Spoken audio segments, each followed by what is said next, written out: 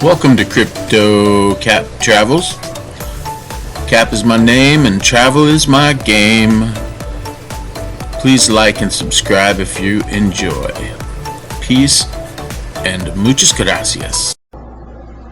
Hello everybody, Crypto Cap here.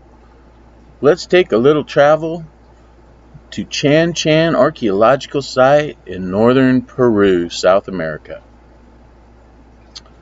Today we're visiting the Chan Chan Archaeological Site. To understand it, you really need to understand the Chimu civilization. Sometimes it was called the Kingdom of Chimu. The Chimu civilization, it flourished on the northern coast of Peru between the 12th and 15th centuries. With their capital at Chan Chan, the Chimu were the largest and most prosperous culture in the world at that time. Their architecture, approach to regional governance, and art also would go on to influence their more famous successors, the Incas.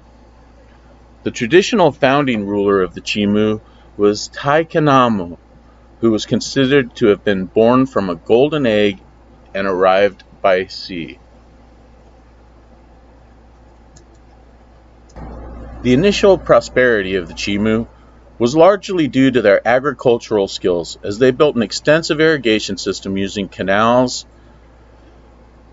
Later, their successful military campaigns and policy of extracting tribute ensured that they became the dominant regional power.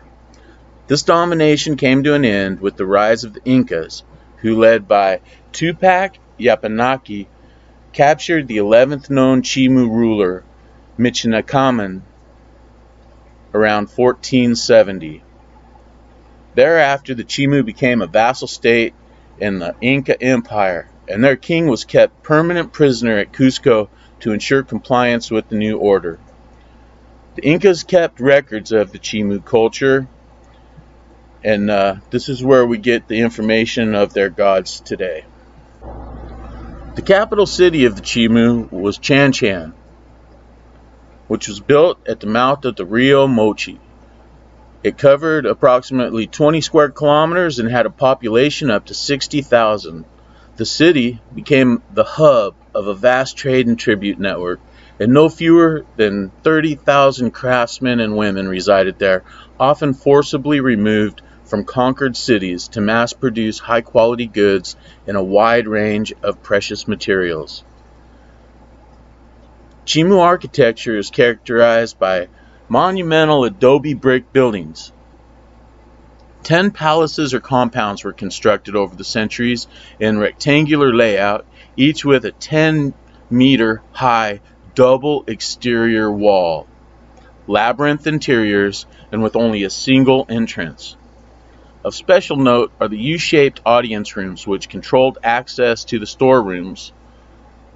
The walls of the compounds, built to restrict access by commoners, were decorated on the inside with bold relief designs, typically repeated geometric shapes, animals, and sea life, especially fish.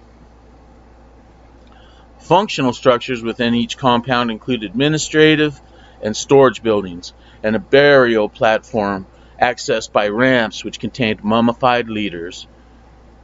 Over time, the newer palaces became larger.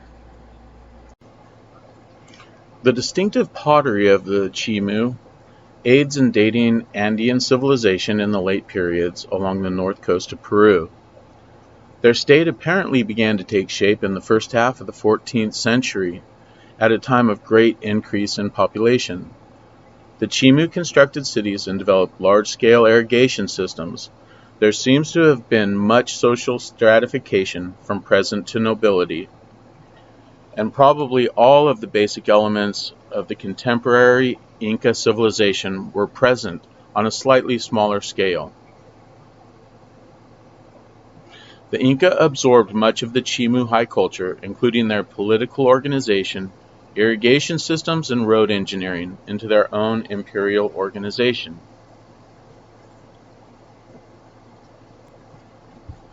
Chimu culture was based on agriculture, aided by immense works of irrigation engineering. They did excellent work in textiles and in gold, silver, and copper. Pottery types tended to be standardized, with quantity production made in molds and generally of a plain black ware.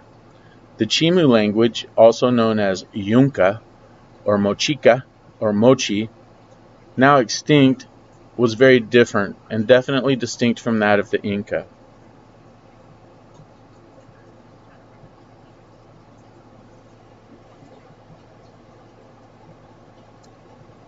The Chimu developed mainly through intensive farming techniques and hydraulic work, which joined valleys to form complexes such as the Chicama-Moche complex, which was a combination of two valleys in La Libertad.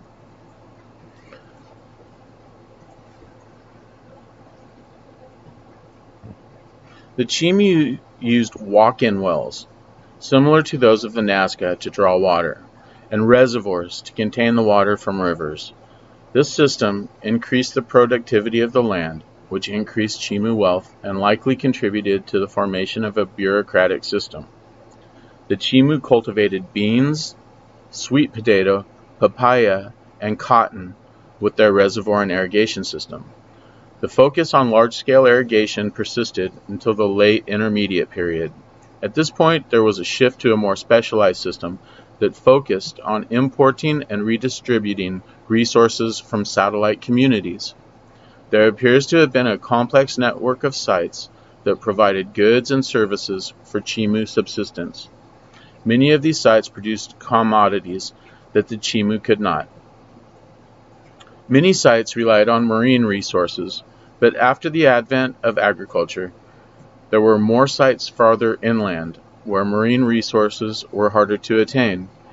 Keeping llamas arose as a supplemental way of attaining meat, but by the late Intermediate period and late Horizon, inland sites used llamas as a main resource, although they maintained contact with coastal sites to use supplemental marine resources. I'd like to point out in some of these pictures, especially of the reservoir right back there, how there appears to be different levels of construction. What I mean is that the lower you go towards the foundation, the different the style looks.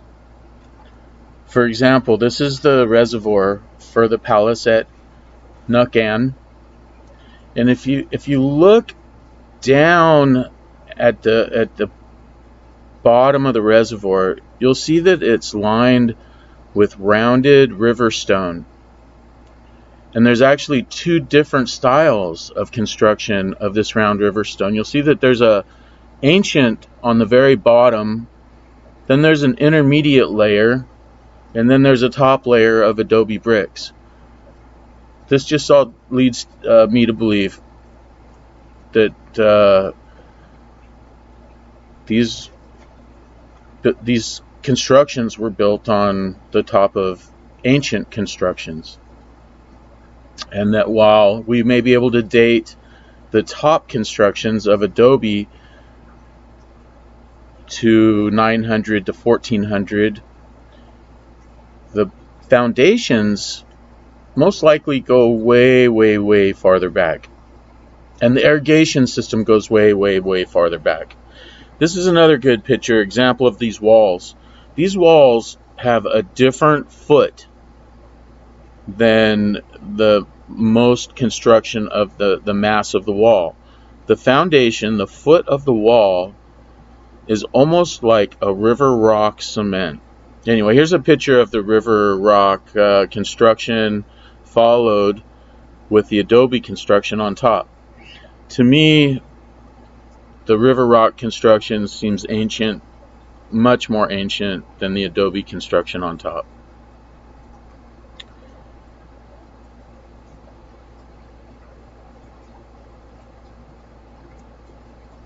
As we're exiting Nukan,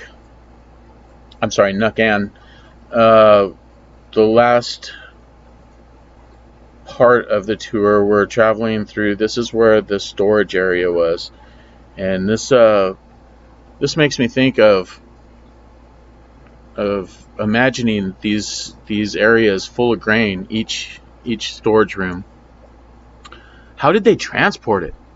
How did they transport it? Llamas? I don't. There's just tons and tons to transport every year in spring. So as we're exiting, we're cruising along the walls, and these walls are magnificent. These walls are 30 feet tall, and they stand today like they stood 1,000 years ago.